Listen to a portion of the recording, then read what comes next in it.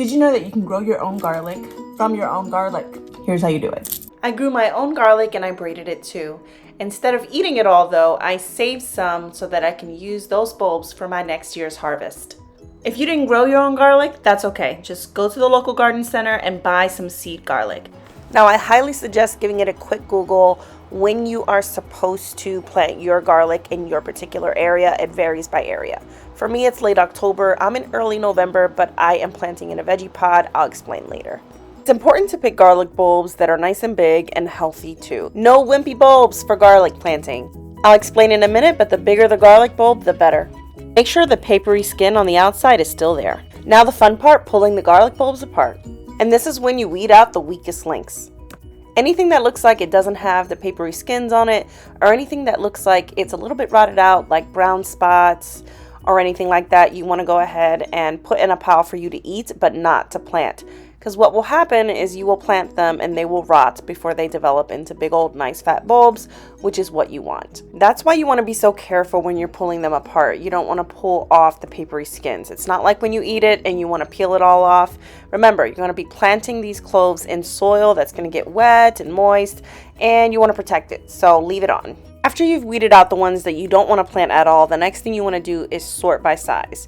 So you put a pile of large ones, you make a pile for medium-sized cloves, and then you make a pile for small-sized cloves. And here I'll give you an example. When I pulled this apart, the first one came out pretty large, so I put it in the brown bowl. The second one came out a little too small, so it went in a pile on the right. The last one was kind of so-so, so I put it in the middle. That's a large. That one there is a medium, so-so, and that one is a small. In the end, I ended up with 3 separate piles, large, medium, and small. The reason you want to sort them is because the bigger cloves are going to result in bigger bulbs the following year. So if you pick a medium clove, it's more likely to give you a medium-sized bulb. The small ones will be puny, so you don't really want to be planting them. You can still eat them though.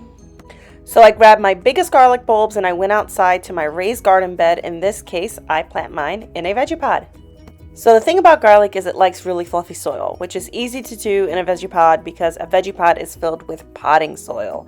And I also heavily fertilized it because garlic is a heavy feeder. I have heavy clay soil in my ground, so it's easier to plant in a raised bed.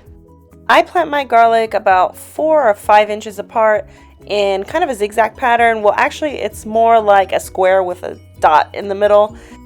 You want to give your garlic enough space for the roots underneath to grow, because what will happen is you'll plant them with the root side down and the pointy side up, and the roots will come out from underneath that little garlic clove and multiply. So you want to give it space. If you plant a little closer than you're supposed to, make sure to water regularly and fertilize. Now, once you're done with the largest garlic that you separated out, go back in, grab your medium pile, and come back out and finish off that area. Again, remember, the bigger the clove, the bigger the garlic bulb come the next summer. Now, my family eats a lot of garlic. We put it in like everything. So I'm going to plant up this entire bed right here with garlic, and then I have more for later for another area in my garden, but that's just me.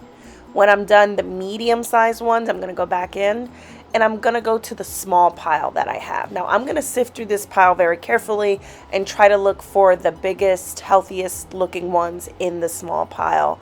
Look, I grew these. I might as well plant them. I only have a little area left, so even though these are small and probably won't come out too big, I'm okay with that because I just don't feel like having something other than garlic in the same bed. I might as well finish it off. One thing I learned from growing garlic in the Vegepod last year is that they grow beautifully and they grow large, but it's hard to access other things around the garlic. So I'm just planting just garlic this year in the Vegepod, nothing else. Now, this is your opportunity to make sure before you push them into the soil that they're properly spaced. Now, again, garlic likes really fluffy soil. It likes to be able to grow. It likes not to be bound by really heavy clay soil. So you should be able to just push it in if your soil is really fluffy like this. Now, in my area, the best time to do it is probably mid-October. I planted these in very early November, so I'm about maybe 2 weeks behind from when I should have been planting this garlic. It got away from me this year, but I'm not too worried because I am planting in a Vegepod. If we have a really weird frost or something like that, You can buy a winter cover for this Vegepod canopy on top, and it's going to function as a season extender. And even the regular cover kind of functions like a season extender a little bit, not too much, but I'm not worried because garlic is pretty hardy and it's a pretty tough plant. Even if the tops die off this year, I feel like they would probably come back in the spring once it warms up. Now I'm going to cover these up now and make sure that the garlic is covered up fully by soil, each and every one of them. And then the next thing that I'm going to do is water them in. Now you don't have to like super soak them in to the point where it feels like a puddle, but you do want to water them in to make sure they're settled into their new homes and that they begin the root growing process.